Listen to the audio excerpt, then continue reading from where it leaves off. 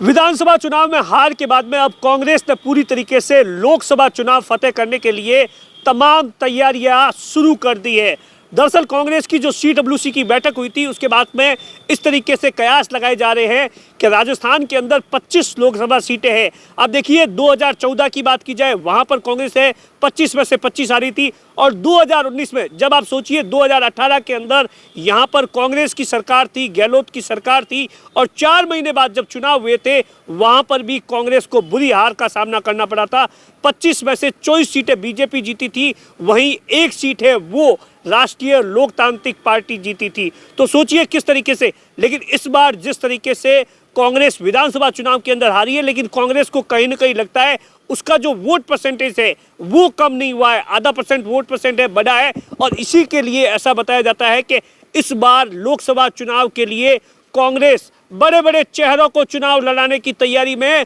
और उसमें से वर्तमान में 10 से 15 बड़े विधायक हैं जो कि इस बार लोकसभा का चुनाव है वो लड़ सकते हैं। उसमें सबसे पहला नाम है राजस्थान के पूर्व मुख्यमंत्री अशोक गहलोत का, जो कि ऐसा बताया जाता है जोधपुर लोकसभा सीट से चुनाव है वो कांग्रेस है, वो जो अशोक गहलोत है उन्हें लड़ा सकती है। वो उससे पहले भी कई बार लोकसभा का चुनाव लड़ चुके हैं उस लोकसभा सीट से, और जीत भी चुके हैं। पिछली बार उनके बेटे वैभव गहलोत चुनाव लड़े थे, बुरी तरीके से हार गए थे। गजेंद्र सिंह शेखावत लगातार 2 बार से वहाँ चुनाव जीत रहे हैं, लिहाजा इस बार अशोक गहलोत को वहाँ से लोकसभा का चुनाव लड़ाया जा सकता है। अगर अशोक गहलोत लोकसभा का चुनाव जीत जाते हैं तो कांग्रेस के लिए एक अच्छा प्रतिनिधित्व लोकसभा में हो जाएगा, और उनके बेटे को उसी सीट से वापस उपचुनाव है वो लड़ाया जा सकता है। इसी तरीके से सचिन पायलट को लेकर भी तमाम तरीके से कयास लगाए जा रहे हैं कि सचिन पायलट को भी लोकसभा का चुनाव है वो लड़ाने की तैयारी में है। टॉक सीट से ऐसा बताया जाता है, टॉक सीट से हो सकता है कि सचिन पायलट को लोकसभा का चुनाव, क्योंकि आप देखिए जो सचिन पायलट हो या बाकी जो नेता हो, चाहे गोविंद सिंह डोटासरा हो, अशोक चांदना हो या हरीश चौधरी हो, ये तमाम वो नेता है जो कि अपनी जाति के अंदर एक बड़ा फैक्टर रखते हैं।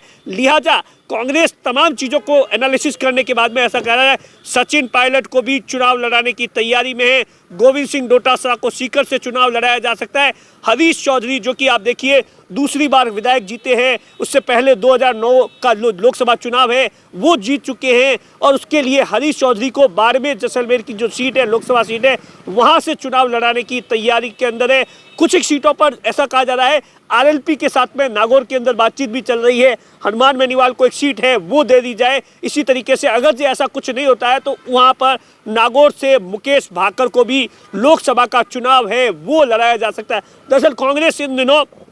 आप देखिए विधानसभा चुनाव में भले ही हारी हो, लेकिन लोकसभा चुनाव फतेह करने के लिए तमाम तरीके से तैयारी कर रही है, तमाम तरीके से बैठकों का दौर जारी है। इंडिया गठबंधन में आप देखिए इंडिया गठबंधन से बातचीत के लिए जो पूर्व मुख्यमंत्री अशोक गहलोत है उन्हें टीम का एक 5 सदस्यीय टीम बनाई गई है, उन्हें रखा गया है, वो लगातार बातचीत करेंगे। तो कुल मिलाकर आप देखिए जो अजमेर की सीट है वहाँ से भी ऐसा बताया जाता है किसी बड़े चेहरे को चुनावी मैदान में, और जो जयपुर है ग्रामीण सीट है वहाँ पर ऐसा कहा जा रहा है कि हो सकता है इन तमाम सीटों पर ऐसे चाहे प्रताप सिंह खाचरियावास हो उन्हें चुनाव लड़ाया जा सकता है। उधर जो बांसवाड़ा की सीट है महेंद्र सिंह जीत मालवीय है उन्हें चुनाव लड़ाया जा सकता है, CP जोशी को चुनाव लड़ाया जा सकता है। ऐसे जो चेहरे हैं जो कि आप देखिए गहलोत सरकार के दौरान बहुत ही 10-15 जो लोग थे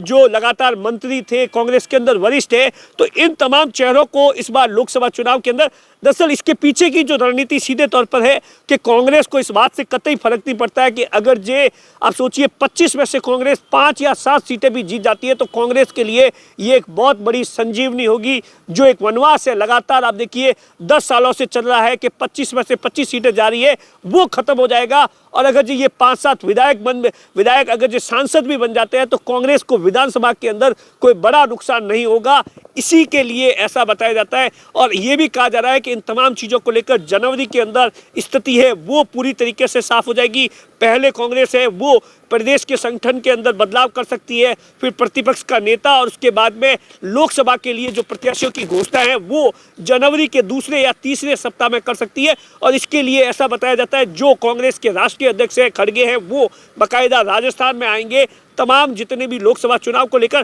क्योंकि कांग्रेस को ये कहीं ना कहीं लगता है कि अगर अब लोकसभा चुनाव फतेह करना है तो उसके लिए तमाम तैयारियां हैं, पूरी तरीके से एक्टिव मोड है वो अभी से करने में ही फायदा है। और अगर जब बड़े चेहरे नहीं उतारेंगे तो कांग्रेस को लगता है कि कहीं पर भी कांग्रेस है वो मोदी सरकार या मोदी जी के सामने टिक नहीं पाएगी। और इसी के लिए कांग्रेस ने अभी ये रणनीति बनाई है कि बड़े चेहरों को लोकसभा चुनाव में उतारा जाए, चाहे वो सचिन पायलट हो, अशोक गहलोत हो, गोविंद सिंह डोटासरा हो, हरीश चौधरी हो, या